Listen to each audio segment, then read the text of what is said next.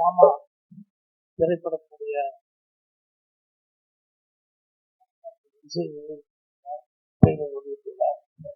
வந்திருக்க அனைத்து பத்திரிகையாளர் நண்பர்கள், ஊடக நண்பர்கள் எல்லாத்துக்கும் என்னுடைய பணிவான வணக்கத்தை தெரிவிச்சுக்கிறேன்.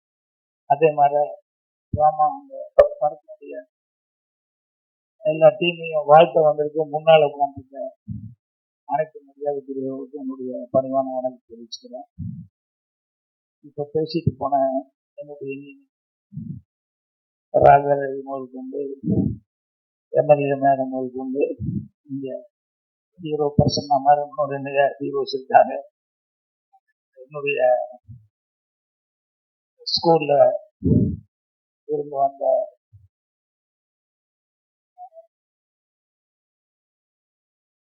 சாந்தினி முதல் கொண்டு இங்க இருக்க எல்லா டெக்னீஷியன்ஸ் எல்லாத்துக்கும் பணியான வணக்கத்தை தெரிவிச்சுக்கிறேன். முதல்ல இளமாறன் அவர்களுக்கு என்னுடைய நன்றி தெரிவிச்சுக்கிறேன். நான் ஃபர்ஸ்ட் டைம் இந்த படத்தை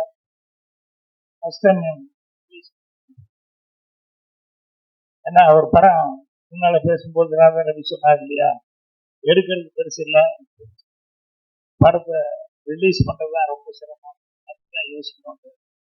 ஸோ இந்த படத்தை ரிலீஸ் பண்ற மாறன் அவர்களுக்கு என்னுடைய மனமார்ந்த நன்றி தெரிவிச்சுட்டேன். ஏன்னா தம்பிதுரை அவருடைய அனுபவத்தில் வந்து சொன்னார், எங்க போனாலும் யார் ஆர்டிஸ்ட்னு முதல்ல கேட்கறாங்க, படம் கட்டு சொல்லி போகலாம் அப்படின்னு, எதுக்கு போனாலும் யார் ஆர்டிஸ்ட் கேட்கறாங்க அப்படின்னு. அந்த மாதிரி ஒரு சூழல்ல வந்து மாறன் அவர்கள் வந்து இந்த படத்தை வந்து புதுவாக வச்சிருக்காங்க. பெரிய ஆர்டிஸ்ட் இல்லை இருந்தாலும் இந்த படம் வந்து அவர் ஃபர்ஸ்ட் டைம் ரிலீஸ் பண்றதுக்காக அவங்களுக்கு கௌரவப்படுத்திருக்கிறதுக்கு என்னுடைய மனமார்ந்த நன்றி தெரிவிச்சுட்டேன். அதுக்கப்புறம் வந்து எனக்கு இந்த டீம்ல யாரையுமே தெரியாது. எனக்கு ஒரே ஒருத்தன் என்னுடைய மாணவன் சொல்லக்கூடிய அருண் பாரதி மட்டும்தான் எனக்கு தெரியும். அருண் பாரதி தான் இவங்க எல்லாத்தையும் கூப்பிட்டு இந்த டோட்டல் டீம். அருண் பாரதிக்கு நன்றி தெரிவிச்சு. என்னன்னா பின்னால பிரகாசமா வரப்போற ஒரு டீம் எனக்கு வந்து அறிமுகப்படுத்தி வச்சானே அப்படிங்கிறது எனக்கு ரொம்ப சந்தோஷமா இருக்கு.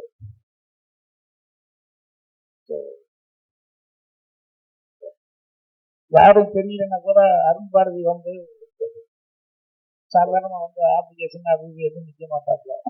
அவங்களுக்கு உண்மையிலேயே நல்ல டீம் நல்லா இருக்காங்க அப்படின்னு சொல்லும் போது அவங்களை அறிமுகப்படுத்தணும் அப்படின்னு சொல்லி உனக்கு பண்ணாப்புல.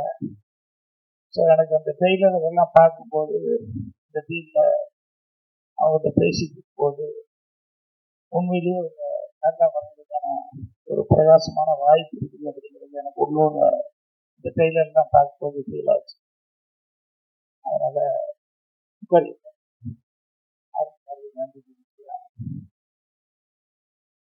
அப்புறம் இந்த படத்துல வந்து கீழே ஒரு லைன் எழுதினாங்க, வந்து சாந்தினி கேட்டேன், பெயின் நெவர் எண்ட்ஸ் அப்படின்னு சொல்லி. நான் சொன்னேன், அம்மா இது ஆப்போசிட் வந்துருக்கு அப்படின்னு சொல்லி இங்கிலீஷ்ல என்ன கேட்டேன். எந்த ப்ராப்ளம் இருந்தாலும் சால்வேஷன் இருக்கும், சொல்யூஷன் இல்லாத வேலை கிடையாது, பிரச்சனைகளே கிடையாது. அதனால வந்தோடனே அதுதான் பார்க்கணும். என்னன்னா இன்னொருத்தருக்கு நான் முதல்ல நன்றி சொல்லிடுறேன். என்னன்னா இங்க எவ்வளவு பேர் இங்க உட்காந்துருக்காங்க, இங்க எவ்வளவு பேர் உட்காந்துருக்காங்க, நடிச்சவங்க இருக்காங்க. இதை தாண்டி எவ்வளவு கேமரா இருக்குது பாருங்க, பத்திரிக்கையாளர் எத்தனை பேர் இருக்காங்க பாருங்க. இது நம்மால் ஒரு நிக்குது.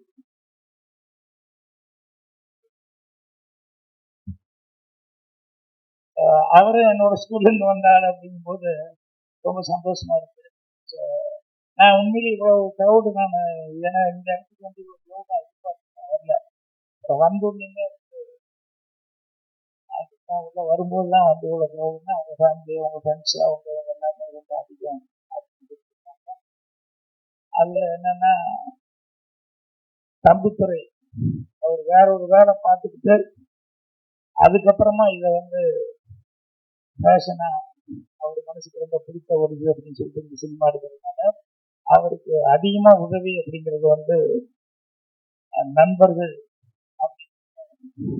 அது தெரிஞ்சுட்டேன். ஸோ அதனாலதான் நிறைய பேர் அவருக்கு வேண்டப்பட்ட வரைக்கும் சேர்த்து ஸோ அவங்க எல்லாத்துக்கும் கூட நன்றி தெரிவிச்சுக்கிறேன். அதே மாதிரி விழா நாயகன் சொன்னா டைரக்டர்னு சொல்லலாம். இன்னொரு வந்து மியூசிக் டைரக்டர் ராஜ் பிரதாப். இவரை பத்தி ரொம்ப சிறப்பா ஜீவிதான் ஒருத்தர் வந்து சொன்னார். ஏன் அவங்கள கூப்பிட்டு ஒரு இது கவர் போக்கே கொடுக்கல? ஏங்க நியாயமா அவங்களையும் கூப்பிட்டு கொடுங்க நான் கொடுக்குறேன். என்னன்னா அந்த படத்தை பத்தி எப்படி ஸ்டார்ட் ஆச்சு, இப்படி இப்படி எல்லாம் வந்து அந்த படம் அதுக்கப்புறம் கொஞ்சம் கொஞ்சமா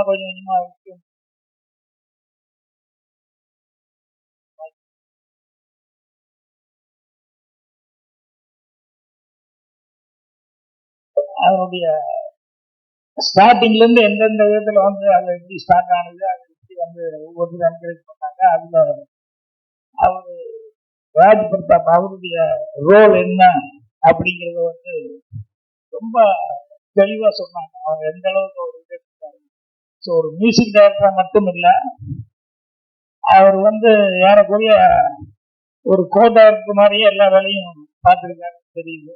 ஸோ அதுக்கு அவர் என்னுடைய வாழ்த்துக்கள். அதே மாதிரி இந்த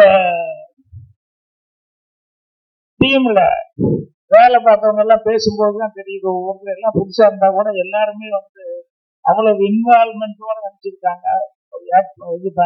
ஒவ்வொருத்தரும் அவங்களுடைய பங்கீடு இருந்திருக்கு அப்படின்னு சொல்லிட்டு. ஸோ எல்லாருக்குமே என்னுடைய மனமார்ந்த வாழ்த்துக்களை வந்து அட்வான்ஸாவே நான் தெரிஞ்சுக்கிறேன். ஏன்னா எல்லாருமே நல்லா வரக்கூடியவங்க.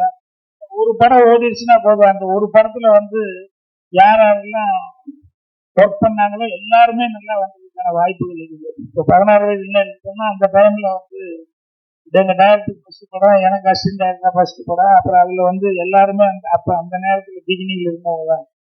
அவரு ஸ்ரீதேவி ஆகட்டும், ரஜினி ஆகட்டும், கமல் ஆகட்டும், எல்லாருமே வந்து பிரமாதமா வந்தாங்க. அந்த மாதிரி ஒரு இந்த படம் வந்து நிறைய பேர் வர்றதுக்கான ஒரு வாய்ப்புகளை வந்து இந்த படம் வருது.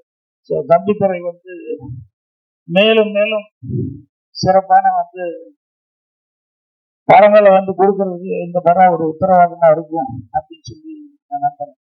எனக்கு இந்த பிராமான்னா எனக்கு அதுதான் ஃபர்ஸ்ட் டைம் கேள்விப்படுறேன். எனக்கு உண்மையிலே தெரியல அவர்கிட்ட என்ன பிராமா, என்ன மீனிங் என்னன்னு சொல்லிட்டாரு.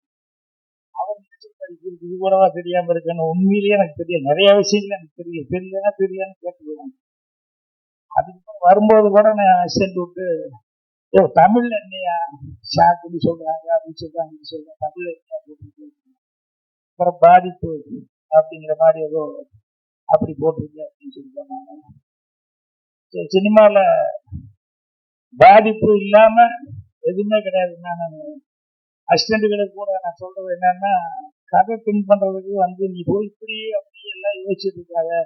உன் மனசுக்குள்ள உன்னை என்ன பாதிச்சது சின்ன வயசுல இருந்து அதை கொஞ்சம் திங்க் பண்ண. நீ உன்னை பாதிச்ச விஷயங்கள் தான் உனக்கு வந்து ஒரு நல்ல கதையா கிடைக்கும்.